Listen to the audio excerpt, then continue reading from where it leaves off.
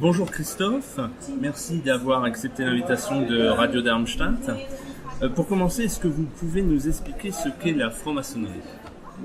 C'est une question un petit peu abrupte pour commencer, Alexandre, mais je vais y répondre avec plaisir. La franc-maçonnerie n'existe pas en tant que telle avec un article singulier. Il y a des francs-maçonneries. La franc-maçonnerie est très diverse, elle est multiple.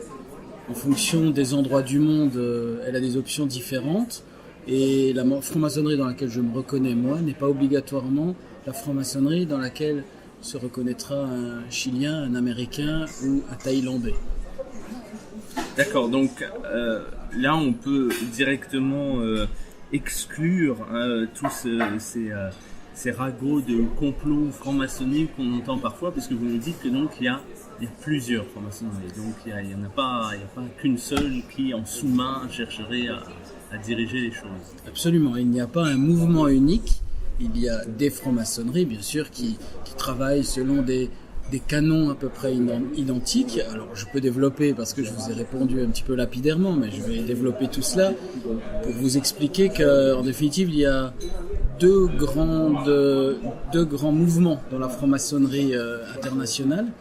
Il y a une franc-maçonnerie qu'on peut dire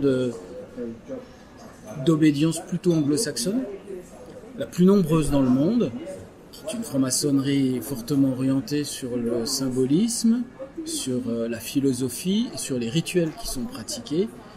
Et à partir du XVIIIe siècle, s'est développé en France particulièrement, et dans d'autres pays d'Europe, mais c'est en France qu'ils sont les plus nombreux, une franc-maçonnerie plus libérale, plus orientée vers la réflexion, le progrès de la société, ce qu'on appelle le siècle des Lumières, et une évolution de chacun et de l'environnement dans lequel on vit.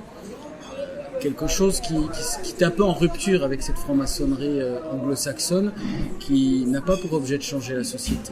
Donc on a ces deux grands mouvements dans le monde. La franc-maçonnerie dite anglo-saxonne, dite régulière parce que c'est la Grande Loge d'Angleterre qui donne les brevets de franc-maçonnerie et les différentes obédiences dans le monde se rattachent à elle. Cette franc-maçonnerie-là, c'est la plus importante, c'est la plus nombreuse, mais c'est la moins engagée dans son siècle, c'est la moins engagée dans son environnement. Tandis que la franc-maçonnerie d'Europe occidentale qui se reconnaît notamment dans les combats du Grand Orient de France, est une franc-maçonnerie plus séculière, une franc-maçonnerie plus engagée, une franc-maçonnerie qui essaye de changer la société, et c'est dans celle-là que je me reconnais. D'accord. Alors on a parlé donc un peu des différences et des deux types de franc-maçonnerie. Pour faire un point d'histoire, à quand remontent les débuts de la franc-maçonnerie ? La franc-maçonnerie, évidemment, des historiens quelquefois se disputent des dates, mais là on est à peu près d'accord pour dire qu'elle commence réellement au début du XVIIIe siècle, en 1717, dans une taverne anglaise où trois groupes, qu'on appelle désormais loges, se réunissent et décident de créer la première obédience, la Grande Loge d'Angleterre. Et c'est à partir de là que tout se développe. Et d'ailleurs, les mouvements auxquels j'ai fait allusion tout à l'heure se développent sur cette base, sur ce tronc unique démarré en Angleterre au début du XVIIIe. Et puis évidemment, ensuite, les esprits sont libres et les gens voyagent. Et donc, on se retrouve avec des gens qui viennent créer des loges au début du XVIIIe siècle, autour de 1723-1725 en France. Et c'est là que la franc-maçonnerie française prend son envol. Vous avez parlé du Grand Orient de France dans une de vos réponses. De quoi s'agit-il exactement ? Le Grand Orient de France, c'est l'obédience maçonnique, libérale et adogmatique. Je développerai un petit peu plus avant ces deux termes tout de suite après. La plus importante sur la planète. C'est-à-dire que je vous ai parlé tout à l'heure d'une maçonnerie plus symboliste, plus philosophique, plus rituelle, et d'une maçonnerie plus engagée dans son siècle. Le Grand Orient de France est la figure de proue de cette maçonnerie engagée.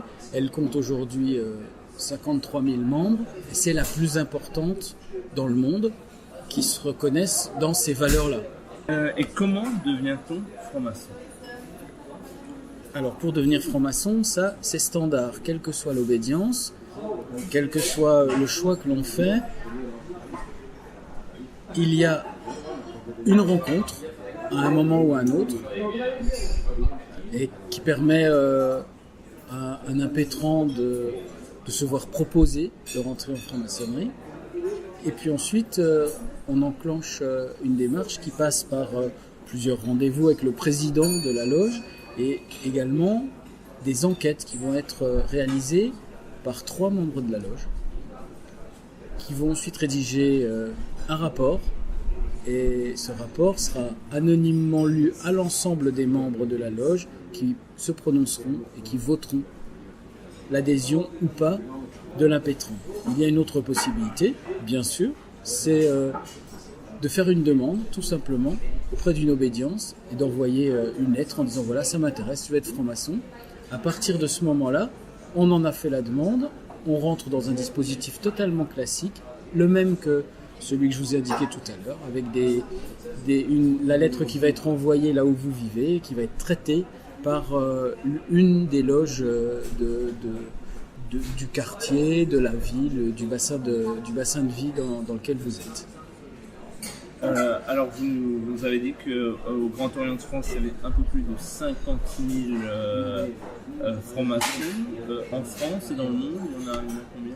Alors, le Grand Orient de France, c'est ce site particulier qu'il est fortement implanté en France, Grand Orient de France, mais que, compte tenu des valeurs qu'il défendait, de nombreuses loges ont décidé de fonctionner sous sa bannière dans beaucoup de pays du monde.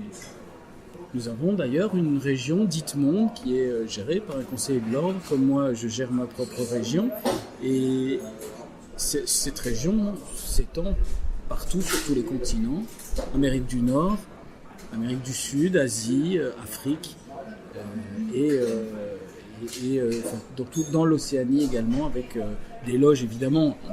Il n'y en a pas un nombre incalculable dans des secteurs plus reculés. Et on en a évidemment beaucoup en France.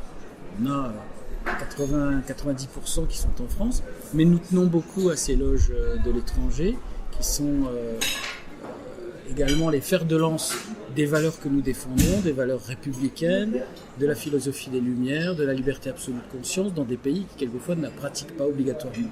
Et puis nous avons, c'est important de le souligner, 3 loges en Allemagne. D'accord. Vous venez justement de dire, de parler de conseiller de l'ordre, de dire que vous-même vous dirigez une région. Est-ce que vous pouvez un peu nous expliquer comment le Grand Orient de France est organisé ?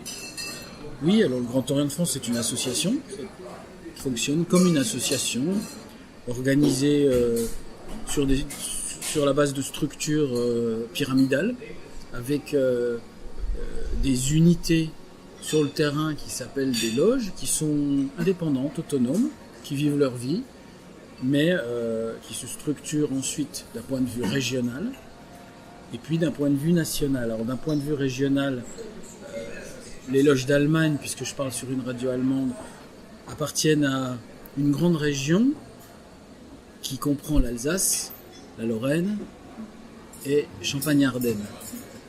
On compte dans cette région un peu plus de 80 loges qui se réunissent régulièrement pour travailler ensemble.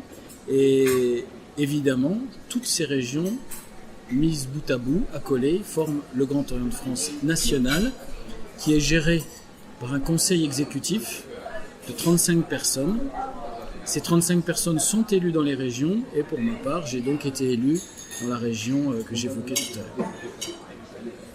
Alors pendant longtemps, la franc-maçonnerie a été exclusivement masculine.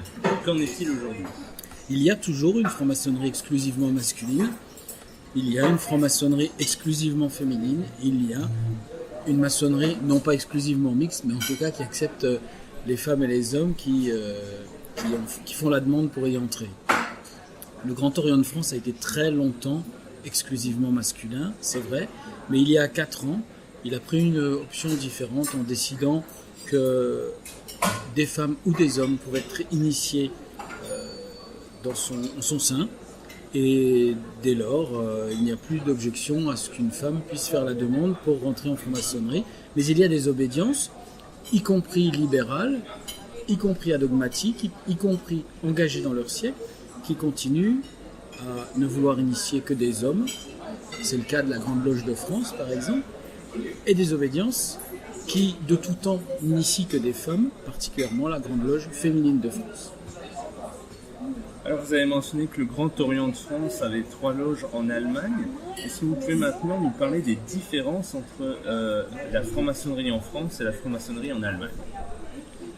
Et ça nous ramène directement à ma toute première réponse, puisque je vous parlais d'une franc-maçonnerie rattachée à la maçonnerie anglaise, une franc-maçonnerie plus rituelle, une franc-maçonnerie plus symboliste, et c'est évidemment dans cette franc-maçonnerie-là, dans ce mouvement-là, que la franc-maçonnerie allemande s'inscrit de manière quasiment exclusive. La plupart des loges d'Allemagne fonctionnent sur ce modèle-là et sont donc sur un registre totalement anglo-saxon, mais on peut le comprendre puisque la philosophie des Lumières ne s'est pas inscrite de manière politique aussi fortement qu'elle a pu le faire dans un pays comme la France, en Allemagne, et donc les francs-maçons sont restés sur cette ligne, qui est aussi une ligne plus orientée vers les bonnes œuvres, la charité. Et je ne suis pas ironique quand je dis cela, c'est important, c'est une option différente, une option plus humanitaire, alors que la maçonnerie française décide de prendre les choses un peu plus à bras-le-corps et puis de faire changer dans le concret. La franc-maçonnerie allemande est plus orientée vers une envie de charité et d'aider son prochain dans le besoin. Il y a évidemment 3 loges du Grand Orient de France en Allemagne. Ces 3 loges sont marquées par leur engagement dans les règlements et les valeurs du Grand Orient de France. Et ces loges-là fonctionnent évidemment de la même façon que les loges françaises. Personnellement, pourquoi êtes-vous rentré en franc-maçonnerie et qu'est-ce que cela vous a apporté ? Moi, je suis rentré en franc-maçonnerie il y a plus de 20 ans parce que j'ai eu l'impression que dans ce groupe humain, dont je connaissais plusieurs membres, j'allais pouvoir partager une valeur et une conviction qui m'était très importante, qui m'était très chère, qui était la valeur de laïcité. Cette valeur de laïcité, qui est une valeur clé de l'engagement du Grand Orient de France, elle est difficile à exprimer, d'autant plus dans des temps comme ceux que nous vivons. Mais elle est d'autant plus importante que les temps sont difficiles et qu'on voit bien l'obscurantisme, le fondamentalisme religieux et l'intégrisme se développer. La laïcité, plus que jamais, est importante. C'est une notion qui, au premier abord, a l'air très française, puisque le mot n'a d'ailleurs pas de traduction en allemand, par exemple, mais c'est une valeur qui se rattache clairement à la liberté absolue de conscience. La laïcité, c'est mettre dans l'espace public ce que nous avons en commun et ne pas y mettre ce qui pourrait nous opposer, qui relève de nos convictions propres. Ça, pour moi, au moment de mon entrée en franc-maçonnerie, c'était quelque chose d'essentiel.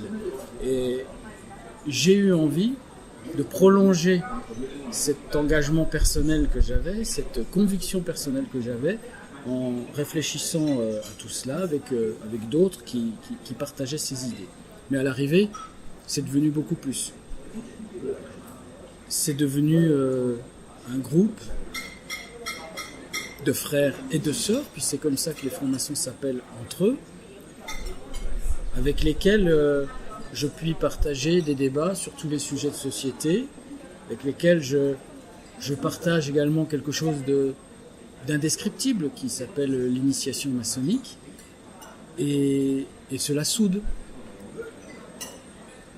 En définitive, toutes les semaines, dans ma ville, je rencontre des hommes et des femmes de toute origine, de toute confession. Vous avez compris que ça n'était pas important ni en franc-maçonnerie, d'ailleurs pas plus que ça ne l'est dans la vie courante, puisque chacun fait bien ce qu'il veut à la maison, mais également des gens de toute origine sociale, de tous âges. Et la franc-maçonnerie nous aide à nous parler de manière très simple, très directe, très évidente, et abolit toutes les frontières, et détruit tous les murs qu'il peut y avoir entre des gens qui, au premier abord, seraient amenés à ne pas se rencontrer. Alors vous avez parlé de l'initiation maçonnique et puis du processus pour devenir franc-maçon, donc on a compris qu'il y avait une certaine sélection dans ce processus. Malgré la sélection à l'entrée et les valeurs de la franc-maçonnerie dont vous venez de parler, certains francs-maçons se retrouvent au cœur de scandales, détournements de fonds, enrichissement personnel. Alors ma question c'est comment est-ce possible? Est-ce qu'il y a une mauvaise sélection? Est-ce qu'il y a des dérives? Et si oui, comment est-ce possible par rapport aux valeurs dont vous venez de nous parler? Vous avez raison, je partage totalement votre remarque. On se demande comment, pourquoi des escrocs, des voleurs, des violeurs même, il faut le dire, se retrouvent quelquefois en franc-maçonnerie.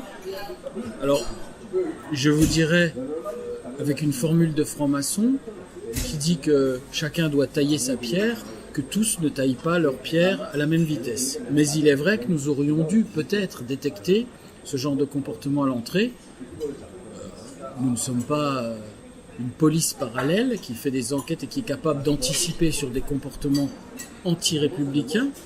Et donc, évidemment, certains peuvent passer entre les mailles du filet. Je parle de certains qui auraient déjà mal agi. Puis ensuite, on sait bien que l'âme humaine peut être fragile et il arrive à certains de dépasser les bornes une fois qu'ils ont été initiés. Mais dans tous ces cas-là, quand nous apprenons qu'il y a une dérive, nous agissons très très vite.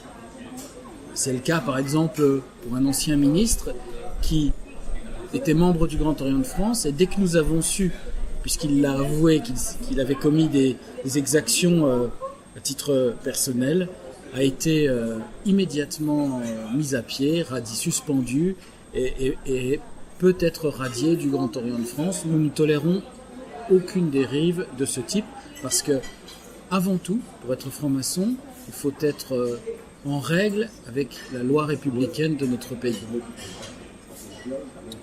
Alors certaines personnes associent également la franc-maçonnerie à une secte. Que rétorquez-vous à cela? Il y a une formule assez courante qu'on utilise et qui est facile mais qui est évidente, qui dit qu'en franc-maçonnerie, vous le précisiez tout à l'heure, on n'y rentre pas facilement, alors que dans une secte, on y rentre très facilement. Mais essayer de sortir d'une secte, c'est très compliqué. Tandis qu'en franc-maçonnerie, si vous voulez en partir, vous envoyez une lettre de démission et ça suffit. Je pense que c'est déjà un éclairage administratif qui oriente les choses, mais je dirais d'un point de vue plus sur le fond que la franc-maçonnerie qui prône la liberté absolue de conscience, le libre consentement éclairé de ses membres sur tous les sujets, ne peut pas prôner le libre consentement de ses membres qui seraient viciés pour une appartenance à ses propres rangs. Alors la franc-maçonnerie est également souvent qualifiée de secrète. Est-ce que le secret qui l'entoure a encore lieu d'être au XXIe siècle ? C'est-à-dire à l'époque où il y a Internet, où il y a beaucoup de moyens de communication, et aussi à une époque où finalement la franc-maçonnerie n'est plus persécutée. On vit en démocratie, on ne vit plus en dictature. Donc est-ce que ce secret est encore justifiable aujourd'hui ? Il y a plusieurs points dans votre question. Vous avez raison, nous vivons dans une société plus libre qu'elle ne l'a été. Mais rien n'est sûr. Méfions-nous. Et on voit bien depuis quelques mois une résurgence de phénomènes, de gestes, de comportements, de paroles anti-maçonniques. Nous le voyons bien, nous voyons des inscriptions sur les murs de nos temples. C'est comme ça que s'appellent les endroits où les francs-maçons travaillent. Nous voyons sur les blogs, souvent d'extrême droite, sur Facebook, des insultes, des incitations à la haine en direction de la franc-maçonnerie. Comme il y en a beaucoup plus aujourd'hui en direction des juifs, en direction des homosexuels, toutes choses que nous n'acceptons pas. Donc, méfions-nous avant de dire que tous les problèmes sont définitivement derrière nous. Il y a des risques et il faut que nous restions vigilants. Il est vrai que ce secret dont nous parlons est fortement lié à la persécution dont les francs-maçons ont pu faire l'objet, notamment au moment de la Deuxième Guerre mondiale, et particulièrement en France.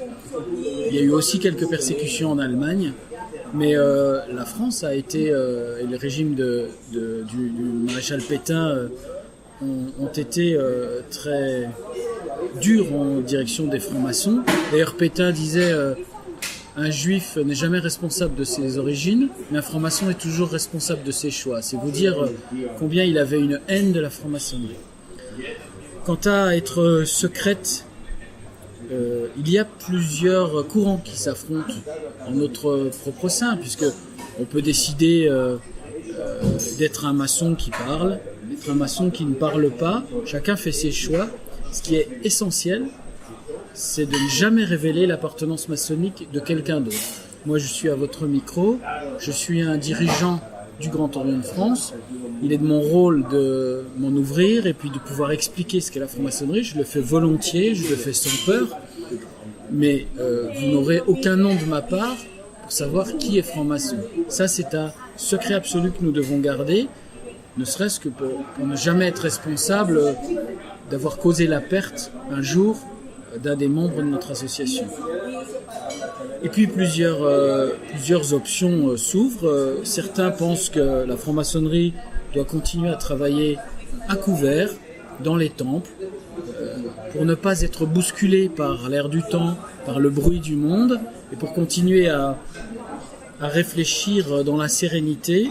D'autres pensent qu'on peut s'ouvrir de tout. Très honnêtement, si aujourd'hui vous allez dans une librairie, vous allez trouver tous les ouvrages que vous voulez qui vous expliqueront tout sur la maçonnerie. Si vous allez chercher un petit peu sur Internet, vous trouverez tout sur Facebook, sur les réseaux sociaux, sur les blogs, sur des sites. Tout y est expliqué, tout y figure. Et pour avoir l'impression que la franc-maçonnerie est secrète, il faut vraiment vivre cloîtré chez soi avec les volets fermés et ne jamais acheter un livre et ne jamais allumer un ordinateur. Alors, est-ce que vous pouvez nous dire justement, nous expliquer un peu ce qui se passe dans le temple, à l'abri des regards? Comment est-ce que vous travaillez? Comment est-ce qu'on peut s'imaginer ça? Je ne vais pas vous l'expliquer parce que c'est justement ce qui fait l'objet du mystère et du caractère initiatique de nos choix. Il n'y a rien de terrible, il n'y a rien d'inavouable, simplement cela relève du vécu personnel de chacun. Et il est bon que ça demeure encore non dit pour ceux qui voudraient nous rejoindre.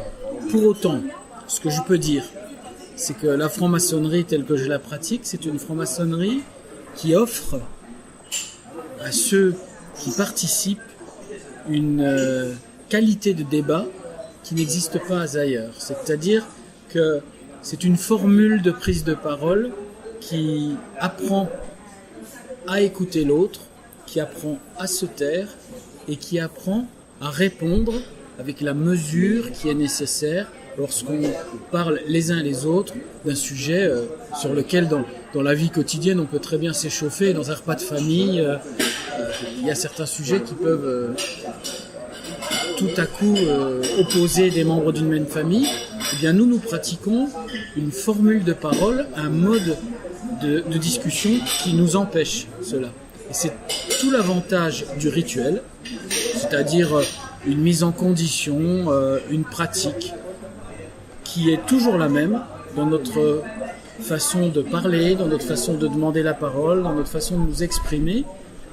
Et quand on dit rituel, on a l'impression qu'on parle de choses un petit peu inquiétantes, mais ça n'est pas le cas.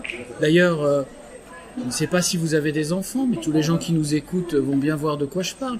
Quand on a des enfants et qu'on décide que c'est l'heure d'aller au lit, à chaque fois, on les invite à un rituel pour que les choses se passent mieux. On leur dit tu vas te mettre en pyjama, tu vas te laver les dents, et puis tu te couches et on te raconte une histoire. Puis c'est le moment de dormir. Et cette séquence, ça n'est ni plus ni moins qu'un rituel. C'est le même genre de choses que nous pratiquons dans la loge. Et pour finir, alors, que conseilleriez-vous à une personne qui vous a écouté là et qui songe peut-être à rentrer en franc-maçonnerie? Alors je lui conseille de parler avec des francs-maçons. Si elle est inquiète parce que à partir de Radio Darmstadt, elle ne sait pas où s'adresser, elle pourra toujours vous envoyer un mail et vous le ferez suivre. Oui. Et je me ferai un plaisir de lui indiquer une personne à laquelle elle peut s'adresser. Mais en tout état de cause, ce qui est très important, c'est de mûrir la réflexion, de mûrir la décision.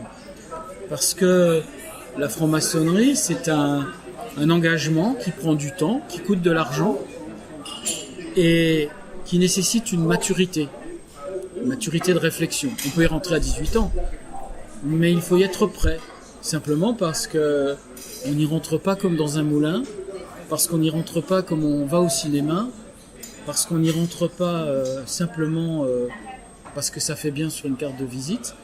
Derrière, on nous demande de l'assiduité, du travail, de la réflexion, et que ça mérite qu'on y soit prêt. Mais merci Christophe pour cette interview, merci à vous d'être venu.